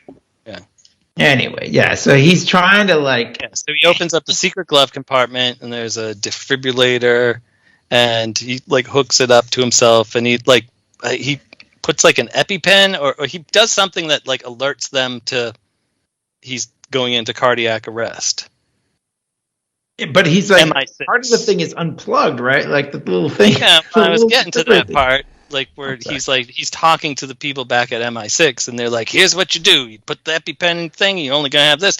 Now put the electrodes onto your chest, and, there's only one chance, to do this. And he's like, do it now. And he's like, no, don't do it now, because he's only going to have one shot at this. Hold on a minute, and blah, blah, blah. It's very tense.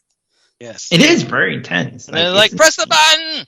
And he presses it, and nothing happens, and he sees that the electrode isn't attached to the pad. And then he passes out, and he's about to die. Then Vesper, to the rescue, plugs it in, presses the button, and he comes back to life, and he's like, are you okay? Yeah. I mean, that's a gentleman for you, right? Yeah. I mean, come on. Yeah, that's what I did when I died. I said to the doctor, even though I was still under, I was like, are you okay? Yeah. There you go. Maybe she's like, she looks at, I love it. She's like, am I okay? She's like, seriously? But I like that. It's a nice moment between the two of them. I mean, it doesn't really matter for the plot of the movie. It would be fine without it, but it's a nice moment for the two of them. Then he goes back, changes his shirt, cleans himself up, and then the chief is like, "Oh, you changed your shirt. Are we Is this game causing you to perspire? And he's like, I might be mixing up my times. But he's like, that last hand almost killed me. I know, it's excellent lines because it's a great line. Yeah, the other line perfectly is delivered too. About bleeding. I know that I would be really in trouble if I was weeping blood. And it was like, it's like way to make fun of someone's disability, Bond. Yeah. Yeah, this is the one though. Yeah, where he says that last hand nearly killed me, which is really Dirk funny. was like, finally a funny quip in the theater. He got up, gave it a standing ovation. I did. Like, Fugly Bond is all right by me. All right, Fugly Bond. Yeah. You tell him, Fugly Bond. Oh, by that point, you're like, yeah, I'm rooting for you. Yeah, I guess that's the part. I said the movie would be fine without it, but it does help you root for Bond too, because he's a little prickly.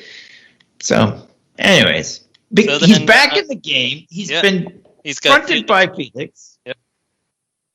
This is the part where poker players might be a little like, but whatever, who cares? A what? It's only a few players. The funny thing about the people that are left, it's like the Asian guy with the long hair and the ponytail and the big black dude. That like Asian guy is like, I don't know if you know Rick Baker. He's famous makeup artist who used to have like a big long gray ponytail. Looks like Asian Rick Baker. And then the other guy looks like Biggie Smalls, you know? Right. He is a huge man. Hey, nothing, whatever, man. Good for him. Large. He's super stylish though. That jacket he's wearing is on point. Yeah, he is. He looks Just good. Because you're big doesn't mean you can't rock the style. Oh yeah, man, he looks good. He looks like he should be a wrestler or something. Like he's built. He's huge. He's a bodybuilder or something, weightlifter. I don't know. But yeah, so it's down to like very distinct looking individuals plus Lashif and Bond. And Bond has a really terrible hand here. I don't know why in a million years you wouldn't just fold a 7 and a 2. Right? Yeah, no, when or 7 and 5. I'm sorry, he has a 7 and a 5. I'm sorry, he's 7 and 5. But they're both clubs. So he stays in, and this is it. He's got to stay in, or he's going to blow the whole thing, I guess. So here's where it gets a little fuzzy though, because the Asian guy bets 6 million. He goes all in $6 million, and then the big black Biggie Smalls goes 5 million because all these guys 5 million. So the Shifa then bets like 20 million. So there has to be side bets here because you can't bet 20 million versus 5 million. You know what I mean? Like it's not equal. So there's supposed to be side pots and stuff. It doesn't really matter in the context of the movie. I'm just going to say, movie.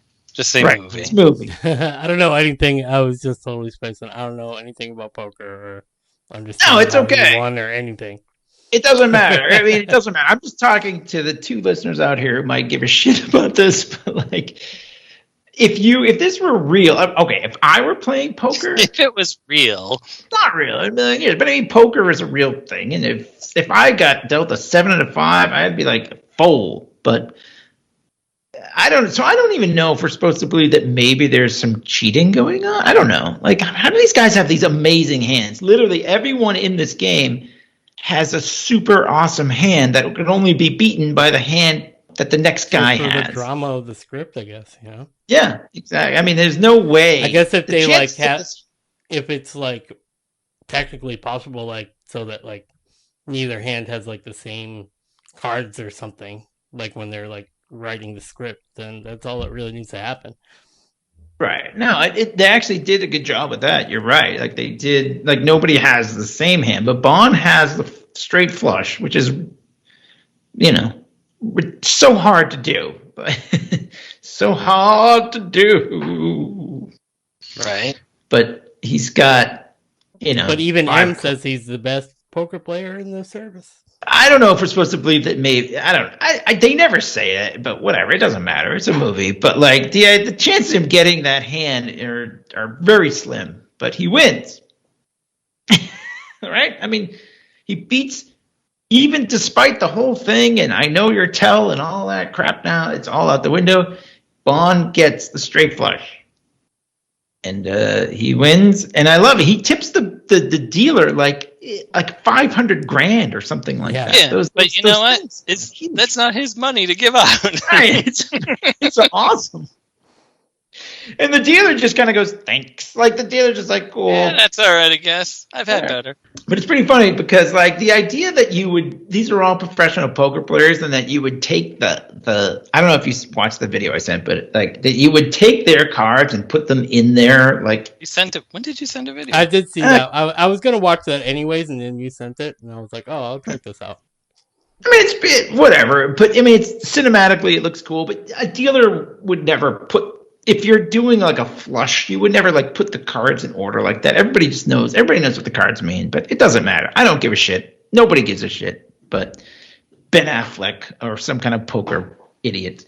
But like it's cool. It's a great moment. Bond wins. He like legit just wins the game without the tells and the thing and the nonsense. But that's why he's James Bond, because he's gonna win the poker game. He's gonna lose nearly all of it. And be totally fucked, and then he's gonna that's his superpower. Yeah, no, exactly right. You're exactly right. That is it. So you can analyze the poker, like ins and outs all you want, but he's James Bond and he wins. And I guess that's it, right? Because you would never stay in on that hand, but he had two clubs, so he did it. He stayed in and he won. Sometimes it happens. And he wins. That's like the end of the movie. Yay! What do you think? Better than this movie and worse? But they do a great job in making like a poker game seem really important and really intense. I thought that this part of the movie would drag when we went to see it. I was like, "Oh, this is gonna be like," because I had read beforehand. It's like the poker game is 3/4 of the movie. I was like, "This is gonna be rough," but it isn't. It's intense. They do a good job. Make it seem important, and it is very important, and it's cool. Like, and it's great. And even though it's fiction, like you think the money's real, you know what I mean? It's like, whoa, $100 million, holy shit! You just gave that guy $500,000 in tip, right? Oh, awesome, It's true. You feel it, like they do a good job. It's like when the Joker has like the pyramid of money and he's sliding down. I was like, oh, look at all that money! Like I just can't help but be like. Excited about it. I think it's cool. I'm only gonna burn my half. Sorry, we'll do that. Listen to our future Dark Knight episode. But then there's another moment, right? Where with Vesper and Bond, when they're kind of just like, "Yay, we won!" And that's when he names it the Vesper. Is that what he? And she's like, "Is because it has a bitter aftertaste or something?" He's like, "No, because once you had it, you want more or something." Oh yeah, so I like it. That's good. That's good, James. Then Roger Moore pops in. He's like, "Did someone say more?" A woman. He just looks at Vesper and says, "Anyways, that's not even the climax, but I kind of forget where they go from here." From here, she's like, "I got a text and I got to go meet Mathis." She leaves, and then he's like, "Mathis is the guy that betrayed us." So he walks out and sees Vesper being kidnapped, and then he runs into his car and then drives, and then they leave Vesper in the middle of the street, which seems like if they were going to use her as like a bargaining tool for later, that could have gone really poorly. And then he flips his car, and then he wakes up, and they cut out the chair, and here's the most painful scene for any man. Wait. Really quick. Boy. That car rolling stunt. Oh, yeah. It was like 14 times or something. It's in the Guinness Book of World Records for It's the real? most times a car has been flipped in a movie, and they use 3 Aston Martins valuing about $300,000 each just to do that. Yeah, but they're like Aston Martins, not like real ones. They're like tricked out ones that have like roll bars and like you. Well, they actually shot it out of a cannon. Well, to get it to do that. Can you believe? Or not like out of a cannon, but they had a cannon in the driver's seat apparently. Yeah, they did like a similar thing in Living Daylights. They shot the car off out of a cannon, not out of a cannon again, right. Like you're saying. Well, they had a car, some sort of cannon-based technology. I mean, it's very cool. But anyway, yeah, the scene. Oof, this is tough. This is a tough scene to watch if you're a man. Bond takes it like a man. Oh my god! Like yeah, so they cut out the bottom of a chair, throw naked Bond there, and then with this giant rope with a huge knot on it, Sheaf just swings it under, and Bond's low-hanging fruit gets the brunt of it. The brunt of it. It's low-hanging. And I love it. He starts, and they probably because they look real sweaty in it, so it's probably really warm and humid. So Bond is really hanging low, And he's whacking him, and he's like to the left. Yeah, so he's like, I'm gonna get the information out of you, and he's like, no, you're not. And he's like, I've got an itch down there. Would you mind? You see Mads Mikkelsen do not hit people in the balls certainly, but you see him do some nasty shit in the Hannibal TV show, and he's just such a good bad guy. Yeah, I mean, he really is. Torturer guy. So good. It's almost too good for Bond, but I mean, it's Bond, so whatever. But and I love when Bond. He says he also points out how he's like, you really take care of yourself, he's like, you must work out. Check out the butt on him, makes a comment about if you're awesome. And then it's like, but it's for nothing, And I love when he says, now I'm going to tell the whole world that you scratched my balls. That's like, you died scratching my balls. So what he wants is his money, basically. He wants to find out get the code word. Password. The Vesper. Which, or Trelland or whatever he actually typed. But weirdly enough, this is not how I pictured Mads Mikkelsen to go out. Mr. White comes in and just shoots him. He's like, I'll have your money. He's like, doesn't matter. We don't care about the money as much as we care about who we can trust. Yeah. And then he's like, Trump 2024. Cut that part out. No politics. No politics. But I mean, it was interesting. You don't see a lot of Bond villains go out like that. That was a very surprising. I think at the time I thought it was kind of deflating. But I mean, he's not even really the bad guy at this point. He's just he's over. He's the bad guy for now until, because now we're like, well, the end of the movie. That's good. But it's not the end of the movie. Not the end of the movie yet. So I'll have another dad story when we get closer to the end of the movie. Your dad doesn't have a story about getting hit in the balls with that thing? Look at right. He's okay. He's passed on. I can't talk about this stuff. We won't. No, it's fine. It's fine. So, but him and Vesper are, Well, he wakes up in the hospital. Right. I don't know. I've had a few drinks. When did someone else tell the story? I've had a few martinis. He wakes up in the hospital, and then it's all fuzzy, and then he's like, "Oh, Mathis," and then there was more in the cutscene. It shows him in an ambulance and getting run around through the hallways of a hospital, and then there's just this very menacing shot on Mathis's face where he's like, But that's all cut out of this version. And so he wakes up at the same place where they shot Attack of the Clones sand scene. I was thinking that it looked like that when I was watching it, and I was like, I wonder if that's the same place. And is that for real? Wow. It's for real, yeah. Wow, I didn't know that. I did not know that. That's Mathis crazy. pours this powdery drink, mixes it with water. He's like, I'm supposed to get you to drink this. And Bond's like, yeah, fuck you. So if you watch the background through this whole scene, two guys are walking out of the building in the background. They get closer with each scene. And Mathis is asking these questions that sound kind of suspicious. He's like, why'd they leave you alive? What do you have any idea why this thing? Yeah. What's Vesper wearing? And and he's like, why is Anakin and Padme? Yeah, there's two battle droids in the Roger. Yeah. And then he's like, is there anything you can think to tell me or something, or that you can think to tell us? And he's like, us or you? And then the two guys come over, tase him, and drag him away. And he's like, well, that's that, and that's the end of the movie. Okay. Yeah, but yeah, it's all. I mean, but him and Vesper, it's happily ever after. Blah blah blah. It's like, you know what? I love you. And then the Swiss guy comes. He's like, Kenneth comes, and he's like, You didn't Vesper. bring any I just say chocolate. that. I'm sorry. That guy is disgusting. Which guy? The Swiss guy. The guy I was all like, ooh.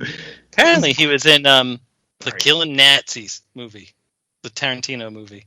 Inglourious Bastard. Thank you. I couldn't come up with it. But so I anyway. love that movie. I want to do that movie someday. That's one of my favorite movies. All right. Anyway. And so so then he's like, Vesper, you can type in the password, and she's like, I don't know it, and he's like, VEHIG.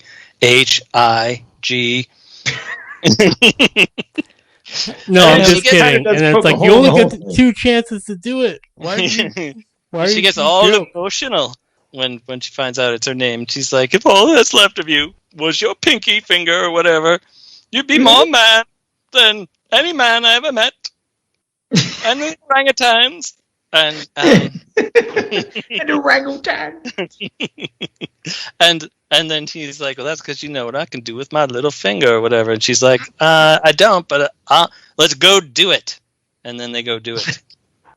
Which is actually the first time they do it. Right? It is the first time they do it. Yeah. And then they go. They take a sailboat that they got from somewhere, and they go. And then down Sony to, Bio laptops, and they Yep, get a little everything's cruise Sony. through 'Cause Vienna, this was Venice. But this movie was released through Sony, I believe. Yes. Yeah, there's lots of product placement from Sony. Yeah, there's always product placement in these movies, right? Just Yes. like, yeah. How do you think I know what suit he was wearing in this movie? You looked it up on IMDb like I did. Oh no, I didn't because I'm knows, just a right? fan. You're just a fan. Yeah, okay. So anyway, they take the boat to Venice, and then she sees like another guy with an eye problem, wearing glasses. He's got like what's up with he's that got guy? like glasses, but there's nothing in one side, and there's like sunglasses on one part. It's like a cheap like Nick Fury. It's such a James Bond villain. but not. It'd be like a James Bond villain from like Doctor No, like low rent James Bond villain. It doesn't. It doesn't when they make didn't sense. have a budget. So she sees him and then he disappears and she's like, "Oh, that was weird. I'm pretty sure I know that guy." So then they get a hotel and they're like, "Well, I'm gonna come back to." She texts her job and she's like, at the enforcement, whatever Bye. I said to her. The she's like, the action, whatever, the action task force, Yeah. the financial action task force, and she's like, "I'll be back in a month." Now, if I said that to my job, they'd be like, "No, you won't. You won't be back ever." But Yeah. Yeah. Defy it. but I didn't work for the magazine action task force. So, and then But she's I like, mean- I'll go do something with the money or whatever. It's like, I don't know. I sort of get a little foggy at this part, but she leaves to go to the bank to do something. And then M calls and is She's like, like, "You "Oh, gotta I'm just transfer gonna that go money?" to the bank to get us some money so that we can survive for like a month. What do you think?" And he's like, "No, I got it. Don't worry about it." She's like, "No, don't worry. I'm just gonna go. my Like, part. whatever. I'll It's go, all I'll- very suspicious, though. I mean, it's not that you're foggy. She's also being kind of like, Yeah, a little shifty. Yeah, she's got Put some the dog with shifty eyes in. Yeah, she's got some stuff going on there. So then M calls and it's like, you gonna do anything with the? I mean, Yeah. I got your resignation note. Right, he Can you resigned. PayPal- It's like, I'm going to spend the rest of my life with Yeah, Vesper, and I'm which- good. Which, whatever, we'll talk about that later. Yeah, it's Yeah. like the What are you gonna? queen. I've got the guy from the treasury. Give us our money back. And he's like, "Oh, I didn't think you guys would notice. I'll go do it now." He's like, I need you to PayPal the queen at gov.uk.gov. Just Venmo me at M. Yeah. And it'd be Yeah, fine. M. Just M. At M. Then use a cute like You got emoji. M. I Sailboat. want an M. Sailboat bank. But yeah, they don't So have then the he money. calls. Then he calls Yoo-hoo up, and the guy from Ghostbusters 2. Oh, but I woo. Oh, but the And he calls him up, and he's like, "Oh, it's being yanked out of the bank right down the street from me." He's like, "Oh, fuck." So he runs down there, doesn't see her, then turns the corner, sees her in her bright red dress, follows her, and she's bringing it to the low rent Nick Fury, and gets spotted, and then gunfight. Gunfight. The end. The movie's not over. No, the end. The movie's never end. This movie. That's the one thing I remember. I know. Look at that's part of my dad's story coming up. Okay, but I mean, It was also part of my story. Yeah. One more So- gunfight. Yeah, one and more one more shooting things in a building that's being repaired in Venice, and it's on like floaties. You remember those? It's on building-sized floaties. Yeah, and so there's a gunfight in there. Bond blasts those out, so the building starts to sink, and he shoots the guy with he's got the nail gun. She's locked in a elevator. There's a lot. It's cool. I'm gonna say that this is where Durson was getting upset that there weren't enough quips. I think it was dramatic. It was a bit much, and cool. I think, but I mean, it was cool. You know what's a bit much is the 13-minute documentary about how they sunk that thing and had to build 2 sets. So I watched it and I was like, I'm usually patient for a lot of stuff, but I'm actually bored. It's 30 seconds of the movie. I mean, literally sitting down to watch the commentary track when this first came out on DVDs, and I was like, this is so boring. It's just Michael Wilson going, all right, remember that? That was a cloudy day. I was hoping that was going to be on there, but maybe I'm glad it's not. Oh, look it. And here's where Daniel comes out of the water. Do you remember that? It's all like, do you remember that? I was like, no, I wasn't there. That was awesome. He was talking to Martin Campbell, the director. He's like, do you remember that? And he's like, no, I totally forgot about that, you dumb son of a bitch. Yeah, I was only filming it. Yeah, dumb cunt. When they came up with all this. So, anyway, he kills the guy. Nick Fury shoots him in the eye with a nail. Doesn't make a quip. Does no quip. No quip. Vesper's like, look it, I betrayed everybody, I guess. So I'm gonna drown myself by dropping my elevator into the water. Bond goes to try to save her, and then nightmare fuel of her taking her last they hold hands or something through the. And then she's like, I was like, because Mrs. Elder can't swim, so she has these nightmares about tidal waves, drowning, and sort of like I do about flying. I have all these dreams about crashing in a plane. So you guys are weird. I know. That's why we're together. All right, that makes sense. Well, it is sad, but also kind of wait, but she kind of betrayed him. I don't quite. Kind of did, but she didn't because you after she dies. And the money gets lost that she was carrying to him, and but it turns out that Mr. White from earlier in the film has it as he's watching the two Bond's trying to resuscitate her, and it doesn't work, and he's like, I got my thing, I'm out of here. So he leaves with the thing of money. M is talking to Bond on the phone on his. Oh, he leaves with the thing of money because I thought it got washed away. At the end of this movie is kind of fuzzy. Yeah, Mr. White, maybe he had one of those in Jaws where they're trying to pull in the barrels with the hooks. Right. Yeah. I think he did make off with that. But not forever, not for long. Yeah. And so M calls and she's like, oh, we were so busy looking at the bad guys that we don't look at the good guys, and we missed this. And her boyfriend was being held hostage, so they were blackmailing her to do this. But then she knew she was going to her death to save you. She was given the money so that you wouldn't die. And I think that's basically it. But it's kind of funny. It's like her boyfriend, didn't her and Bond got her in Navy? Aren't they doing things? They were doing things. Yeah, but then and what was sort of hinted at, I think, is that the boyfriend was killed. Which spoiler alert: next movie he's not killed. He's very much alive. But spoiler warning. Yeah. So then she's like, if you come back to MI6, I'll disregard the whole, resigning, and if you need some time, that's cool. And he's like, I don't need time. The bitch is dead. Yeah. I mean, this is establishing. This is establishing that James Bond. She's like, come back here. You could meet Q and S and R. I mean, she's like, Z might be around. Kill all those motherfuckers. Not to trust anyone, and she knew you were going to look at your phone when she knew you were you, and so good job. And it's all very good character. Gotta let his ego out of the way, Which I'm not sure, was his ego ever in the way? I mean, he always had the ego. Well, the ego had to carry him through all that poker. Harry? Oh, that's true, Dad. I think it's all, I mean, it's sad, obviously, because Vesper was a great character, and you don't want to see great characters die, but it does help. This is Bond going forward. Like, this is essentially the first Bond story. Yeah, story. And this is where he becomes, like, the guy who disregards women and whatever, like, and kills people, like, with no compunction or whatever.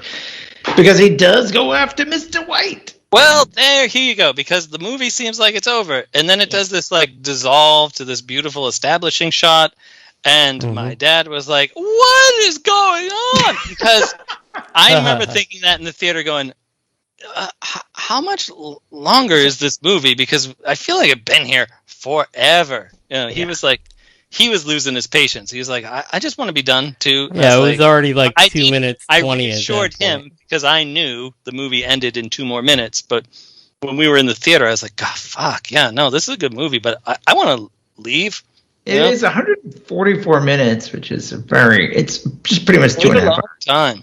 But here we go. Mr. White pulls up in front of this villa, and then he gets a call from Bond because he had a text message from Vesper saying Mr. White's number. So he calls him up, and Mr. White answers. He's like, Mr. White? He's like, yeah, who's this? And then he gets shot in the knees. Who's this? Gets shot in the knees, crawls for cover, trying to get to the thing, and then he's like, this is who it is. Bond, James Bond, end of the movie. Roll credits, play the fucking Bond theme. Bam, best Bond movie ever except for Goldfinger. And awesome, you can really say that this was the end of the movie now. Because that is actually the end of the movie. He's got an awesome rifle, and he has an awesome fucking 3-piece suit on. And if I can get, and if there's any suit I could get, it'd be that one. What is that it? One is cool. It's a Brioni. Oh, all right. Yeah. Do you have about $3,000 to spend? You could probably get $6,000, I think. Yeah, no, like if you buy all these suits new, you're gonna go broke. But if you buy through thrift shops and stuff, you can get them for affordable prices. Sure can. I guess this is like a 15-year-old movie, so you can probably get this at a thrift shop by now. You can get it for a couple $100 now. And then you'll have to go get it tailored, but whatever. Well, of course. But I mean, Mr. White appears in future. Yes. He's not dead. He's not dead. Interesting, because you think like this is it. Bond shot that motherfucker, but he didn't. Like, he's in the next 2 movies. Motherfucker. Why do I have to be Mr. Pink? Well, do you think that? Like, I mean, the first thing you thought was a Tarantino homage. Do you think Mr. White was also a Reservoir Dogs thing, or do you think they just I think White? Was it in the book? I think it's probably like Fleming related. Yeah, they talked about sure, Mr. White in the book as very having a diarrhea problem. You go along with the flatulence problem. Yeah, all the bad guys in Casino Royale in the novel all have some sort of butt-related problem. Digestive issues. Mr. White, but his undies certainly were. You know what I mean? Anyway, they drank a lot of milk back then. What do we got? What do we got to say about this movie? Well, this is better than Die Another Day, but worse than. No. Better than almost all the Bond movies. I don't even know what to say. Like, how do you even put this next to other ones? I think this is a near perfect movie, and it is. I mean, there are a few little like things that like but no movie is perfect. A+. But yeah, Clay, I'm gonna second that. Sure. No, I'll go. Yeah, I'll go. I mean, A+ is really hard. Like that is like the. Yeah, I don't think I've ever given an A+. I have not either. King Kong versus Godzilla, maybe. I mean, that's an ironic A+. Sure. I mean, I love this movie. I love the writing. I'm gonna say I don't know how much each screenwriter contributed, right? But Paul Haggis is credited as one of the screenwriters. Here's the thing. I did not know until today. Well, Neil Purvis and Robert Wade, I think that's who they are. They wrote the previous few Bond films. But apparently, I did not know this until today. If there's an ampersand between the names, it means they work together. So the two of them worked together, turned in a draft, and then Paul Haggis did a rewrite of their draft. Okay. Paul Haggis did not know that. isn't a walk. I didn't know that either. That's actually good to know. Actually, drop a little knowledge. Thank you. Well done. Paul Haggis is an Academy Award-winning screenwriter and director, and he's like, I'm going to say he contributed a lot. I don't know. I have to imagine that he did. I don't know what he contributed, but I'm gonna say he probably contributed a lot, and it shows he's very good at what he does. And this is the writing in this movie is spot on. I love it. The quips are not James Bond cheesy quips, and even though I was kind of hoping for that, I'm glad they didn't go that way. Yeah, in retrospect. Right, in retrospect, I'm glad they didn't do that. He's a different Bond. He's harder. He's rougher. Fugglier. He's fugglier. But it's not even just him. Like, it's the writing. Daniel Craig wasn't even going to do this until he read the script. Yeah. Did you watch the documentary? No, actually. I'm sorry. Well, they do show pieces of his screen test, which are the I'm the money, every penny. But it's like in a hotel room kind of. Yeah, it's funny because it looks like it's a sitcom. It looks like it's really bad set. Yeah. Yeah, it looks like the Jeffersons or something. Yeah, or like it looks like Elaine's apartment on Seinfeld. From him being introduced as Bond at the press conference where where everybody was making fun of him for wearing a life preserver and stuff on the boat, to the actual movie, he looks like two different people. He doesn't. Safety is so uncool. Yes, I'm telling you, safety is cool. It's cool to wear orange remembered vests. him when I saw what's the Tom Hanks movie with him in it? Road to Perdition. But I remember at the time going, "That's an ugly man." That's what I thought too. But so he has grown on me in that time. I enjoy him as Bond. He's still not my Pierce. I feel Pierce got kind of screwed over. He never got like a great Bond movie, whereas I feel Daniel Craig got a great Bond movie and then a really, really good Bond movie. Yeah, Pierce never got the send off that you hope, right? He kind of went downhill. Yeah, so like each movie kind of got worse as it went along. Yeah, I'm glad Spectre is not the send off for. Yeah, me too. Daniel Craig, because it's like pizza. I like it. I like it. There are parts of Spectre I think are great. It's no Skyfall. And look at spoiler alert. I think Spectre is fine, but it's also the plot of Austin Powers 3. So. But I mean, baby, my Aston Martin's been in this garage, baby. It's okay because Daniel Craig has one more, and we're hoping he gets a send off. Yeah. But apparently, he is he is in a lot of pain after he does all these movies. He gets fucked up. I think he got his teeth knocked out in this one. And his dentist had to fly from London. A lot of bones to fix him. And I guess also spoiler warning for when we talk about the next movie, but because there was the writer's strike, he decided I'm going to do all my own stunts. We have to make this movie really special, so he totally did as many stunts as he could, and he kept hurting himself, like you said. He fucks himself up big time. He's like Harrison Ford. He's he's all over the place. That's awesome. I mean, at least in this one, he's still. I don't know how old he was. 37, 38. So yeah. I mean, that's still pretty seasoned, I guess. I think I was about that age when I saw. No, I don't think. No, I wasn't. It's 15 years ago. Just for the record, not that old. Yeah, he's older than me, and I'm an elder. You're an elder. But I mean, I was about 30, I suppose, when this came out. It's just a number, you guys. No, it is, but it's a real thing. Young John the Elder. Well, it's a real thing when, Pierce is too old to play him anymore. No, well, I mean, 53 versus 37. I mean, sure, they want to do young. And Daniel Craig 53 is younger than a Pierce Brosnan 53, just by the nature of the way people take care of themselves these days. Look, if you look at Pierce Brosnan, there's this picture of him and his wife on a beach in 1995. He is in very good shape, but he's got a runner's body. It's very lean, and Craig is very bulked up. Apparently, he only did cardio on weekends. That was Craig's thing. Interesting. He did a lot of bulking up. He gained 20 pounds, and he only did cardio. No carbs.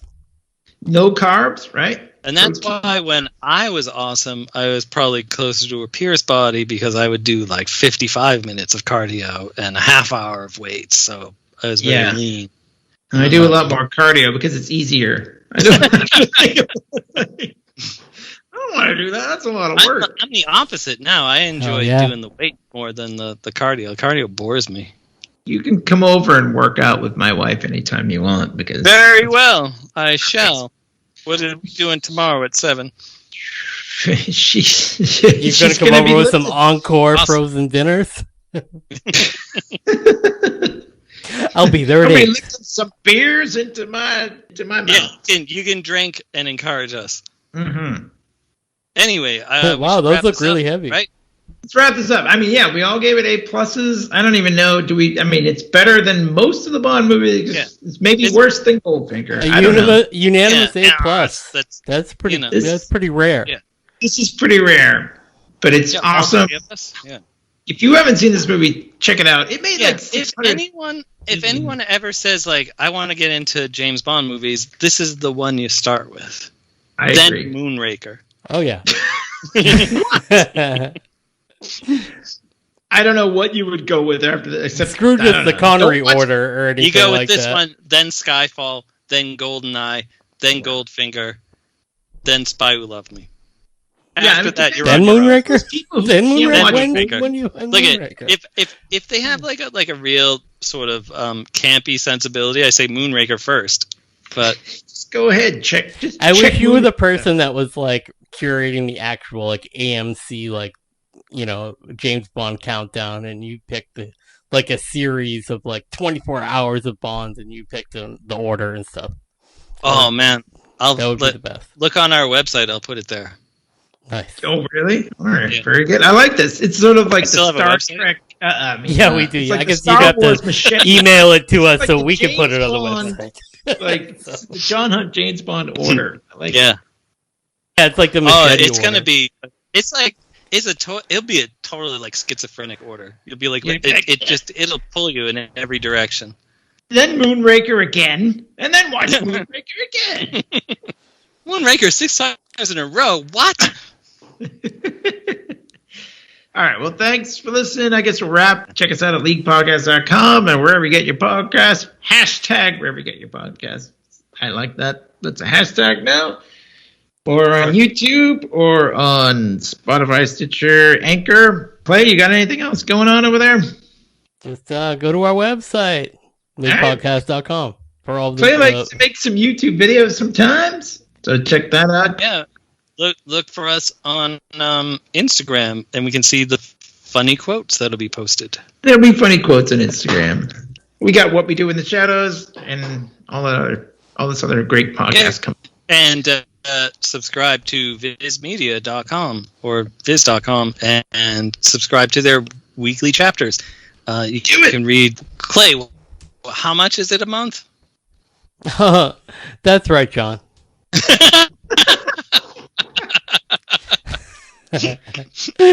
So do that. It's only that much a month. It's a minuscule amount a month. This is like $3 and you get everything. I'll just put it this way. It's less than a cup of coffee. Yeah. Okay? Woohoo! All right. And you can read all the John Hunt classics where he letters My Hero Academia, My Hero Vigilante, The Elusive Samurai, the old Naruto's. I can't go. There's so many. I can't keep track of it all. So many. But somebody wants to make a John Hunt Wikipedia page where they list all of the comics he's ever lettered. Yeah, just go on the comic, whatever the comic book version. Comic book TV. Yeah, whatever that shit is. I'm on there. It's not even close to being complete, but there I am. All right. Well, thanks for listening, everybody, and thanks to you. Considerably.